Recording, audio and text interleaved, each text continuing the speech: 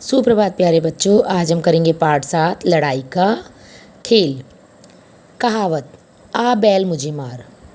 आ बैल मुझे मार मतलब जब हम अपनी किसी मुसीबत को खुद ही न्योता देते हैं, यानी खुद ही बुलाते हैं, उसे कहते हैं आ बैल मुझे मार। कहावत आ बैल मुझे मार तो तुमने सुनी होगी। एक दिन रंजन और दिनेश के साथ भी ऐसा ही हुआ। ये रंजन और दिनेश क्या थे? दो दोस्त थे। दोनों एक ही मोहल्ले में रहते थे और पास के सरकारी स्कूल में तीसरी कक्षा में पढ़ते थे। तो हुआ ये कि एक रात पहले उन्होंने ज़ोरदार डिशुम डिशुम से सजी एक फिल्म बाहुबली देखी। ये बाहुबली जो मूवी थी, साउथ की मूवी थी ना, उसमें बहुत ज़्यादा लड़ाई थी। डिशुम डिशुम वाली मूवी इन लोगों ने देखी। दोनों ही पर फिल्म का ऐसा जादू चढ़ा हुआ था कि अगले दिन स्कूल में बेमज़ा कसरत के बाद भी दोनों का भूत नहीं उतरा। बेमज़ा मतलब बहुत ज़्यादा, जब स्कूल में भी कसरत कराई गई उसके बाद भी उनका जो मूवी का भूत था वो नहीं उतरा। रंजन और दिनेश स्कूल से घर लौट रहे थे। रंजन बोला, पिक्चर में बहुत मज़ा आया, पर एक बात समझ नहीं आई, कटप्पा ने बाहुबली को क्यों मारा। ये आपस में मूवी की बातें कर रहे थे। छोड़ यार, अब दूसरा भाग जब आएगा तो पता अपने आप चल जाएगा। जब हम मूवी का सेकंड पार्ट आएगा तो हमें पता चल जाएगा। दिनेश ने ऐसा कहा। अपना तो फाइटिंग फाइटिंग खेलने का मन है, उसने कहा। मेरा तो फाइटिंग फाइटिंग खेलने का मन है। अब रंजन को जैसे इस बात का ही इंतज़ार था, उसने तुरंत अपना बस्ता उतार कर साइड में एक जगह रख दिया और दिनेश ने भी बस्ता उतार कर रख दिया और फाइटिंग के लिए यानी डिशुम डिशुम लड़ाई के लिए तैयार हो गए। दोनों गुत्थम गुत्था हो गए। गुत्थम गुत्था यानी एक दूसरे को जगड़ के लड़ाई करने लगे और एक दूसरे को नीचे गिराने की ताकत लगाने लगे कि बस एक दूसरे को इस तरह से देखो किससे कैसे इन्होंने हाथों को पकड़ रखा है ना, कि एक दूसरे को नीचे गिरा दें। जहाँ पर ये लड़ाई चल रही थी वह क्या थी? एक बहुत भरी पूरी सड़क थी, यानी सभी लोग आते जाते थे उस सड़क पर। इसके दोनों तरफ दुकानें और घर भी थे। दुकानों और घरों के लोग जमा थे। वहाँ बाहर लोग भाग थे काफ़ी। इसी समय सड़क से बहुत से लोग पैदल, कुछ लोग साइकिल पर और कुछ लोग मोटरसाइकिल से आ जा रहे थे। पहले दो लोगों की नज़र गुत्थम गुत्था हो रहे रंजन और दिनेश पर पड़ी। उन्होंने देखा कि दो बच्चे लड़ाई कर रहे हैं। इनमें से जो लोग देख रहे थे उनमें से एक की नाक बहुत ज़्यादा लंबी थी।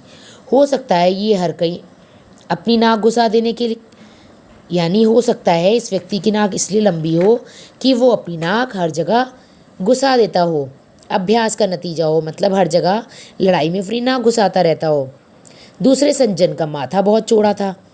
लंबी नाक वाले ने दोनों के पास पहुंचकर अपनी नाक घुसाई, यानी उस व्यक्ति ने रंजन और दिनेश के पास जाके कहा, चलो छोड़ो लड़ाई करना, ये बुरी बात होती है। रंजन ने सफाई देने की कोशिश की। मगर हम तो, यानी वो बताना चाहता था कि हम तो लड़ाई नहीं कर रहे, हम तो जो हमने मूवी देखी है उसकी बस एक मज़े कर रहे हैं, एक खेल कर रहे हैं। पर उसे बोलने का मौका ही नहीं मिला। पर जो चौड़े माथे वाला था उसने रंजन को उसकी बात नहीं पूरी करने दी और बोला, हाँ बेटे, हमको पता है इसने तुम्हारी पेंसिल ले ली होगी। आखिर बच्चों की लड़ाई का और क्या कारण हो सकता है। रंजन और दिनेश अपने दोनों मददगारों को हकबक होकर देखते रह गए, यानी वो हकबकाए देखते रहे कि इन्हें ज़रूरत क्या है हमारे बीच में बोलने की। इसी बीच वह चार और तमाशबीन आ जुटे। तमाशबीन मतलब जो और तमाशा देखने वाले, यानी चार छह लोग और इकट्ठा हो गए। इनमें से एक बोला, मिलजुल कर रहने में ही भलाई है। दूसरे ने समझाया, लड़ाई से बर्बादी ही होती है। तीसरा बोला, लड़ाई में जीतने वाले का भी कोई फ़ायदा नहीं होता।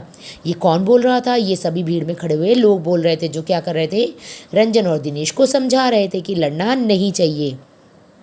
अब क्या हुआ? भीड़ बढ़ती जा रही थी। सब लोग बढ़ चढ़कर लड़ाई के नुकसान गिनाने में जुटे थे। दिनेश और रंजन को अपनी बात कहने का मौका ही नहीं मिल पा रहा था। और क्या थी, भीड़ के बीच दोनों फंस चुके थे और इसी तरह वहाँ से किसी तरह चाहते थे कि हम यहाँ से निकल जाएं इस भीड़ में से।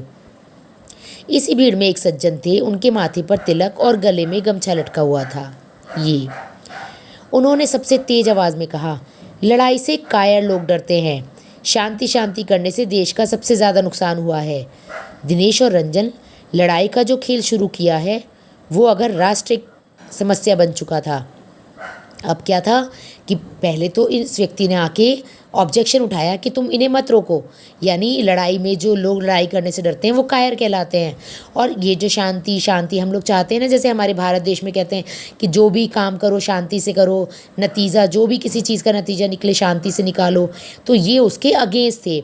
अब जो दिनेश और रंजन थे, जो उनका खेल था वो क्या बन चुका था, एक राष्ट्रीय समस्या बन चुका था, क्योंकि सभी लोगों के अब अलग अलग व्यूज़ निकल के आ रहे थे। भीड़ के बहुत से लोगों को तिलक वाले सज्जन की बात सही लगी, कुछ लोगों को उनकी बात सही लगी। अब लोग दो खेमों में बट गए, यानी दो पार्टीज में बट गए। एक तो वो लोग थे जो लड़ाई की बुराई करने वाले थे, और एक जो लड़ाई की वकालत यानी तरफदारी करने वाले थे। दोनों खेमे चिल्ला चिल्ला कर अपनी अपनी बात कर रहे थे। कुछ कह रहे थे कि ये सही है, कुछ कह रहे थे ये गलत है। रंजन और दिनेश मौका देखकर लोगों के पाँव के बीच में से किसी तरह खिसक गए। अब रंजन और उसने देखा, दिनेश ने, कि मौका अच्छा है, अब इन लोगों की अपनी आर्ग्यूमेंट चल रही है, हम धीरे से निकल जाते हैं। भीड़ की आवाज़ देर तक उनके कानों में पहुंचती रही। वो काफ़ी दूर चले गए थे, लेकिन उन्हें आवाज़ें आती रही कि अभी भी वहाँ लड़ाई चल रही है। लड़कर ही हमें अंग्रेज़ों से आज़ादी मिली है। लड़ाई से जीतने वालों का कोई फ़ायदा नहीं होता। लड़ते नहीं तो आज भी हम अंग्रेज़ों के ग़ुलाम होते। लड़ाई से परिवार बर्बाद हो जाते हैं। मिलजुल कर रहने में ही भलाई है। ये सभी आर्गुमेंट्स हैं जो दोनों पक्षों के बीच हो रहे थे। कोई कह रहा था कि लड़ाई से हमें आज़ादी मिली है, कोई कह रहा था लड़ाई का कोई फ़ायदा नहीं होता, कोई कुछ और कोई कुछ कह रहा था। तो ये सभी उन लोगों के व्यूज़ थे। लेकिन ये किस वजह से हुआ? ये हुआ दिनेश और रंजन की लापरवाही की वजह से। क्या ज़रूरत थी उन्हें लड़ने की, वो भी सड़क पर, राइट? अगर वो ऐसा ना करते तो ये लड़ाई इतनी आगे बढ़ती ही नहीं। तो इस कहानी से हमें ये शिक्षा मिलती है कि हमें बेवजह इस तरह का कोई काम नहीं करना चाहिए जो हमारे लिए भी हार्मफुल हो और औरों के लिए भी नुकसानदेह हो, राइट? आई थिंक आपको ये अच्छे से समझ में आ गया है ना। धन्यवाद, आपका दिन शुभ हो।